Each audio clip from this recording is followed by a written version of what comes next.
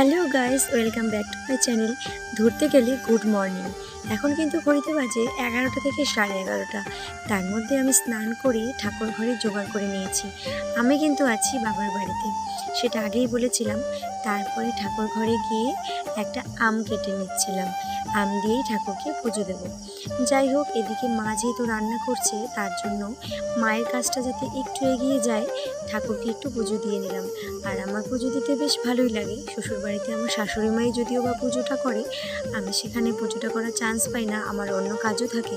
কিন্তু পুজো করি না বলে, তাই বলে যে ঠাকুর ঘরে গিয়ে কিছু করি না তা নয়, আমার যেটা কর্ম সেটা কিন্তু আমি অবশ্যই করি। তো যাই হোক, এদিকে সম্পূর্ণ রেডি করে আমি ঠাকুর ঘরের কাজটা সেরে নিলাম। এদিকে মা কিন্তু রান্না করছে, আমি কিন্তু এখনও খাইনি। সকালে ঘুম থেকে উঠে আম দিয়ে, দুধ দিয়ে, মুড়ি দিয়ে খেয়েছিলাম। সব কিছু রেডি করে পুজো কমপ্লিট করে আমার ছেলেকে একটুখানি আম খাইয়ে দিলাম। ওরও স্নান হয়ে গেছে, এইদিকে মারও রান্না হয়ে গেছে, সবাই খাবে। খাওয়ার সময় হতে হতে কিন্তু 12:30 একটা বেজে গেল, প্রায় দুপুরবেলা। এখানে রান্না হয়েছে কাতল মাছের ঝোল, মাছের চচ্চড়ি আর ডাল রান্না হয়েছে।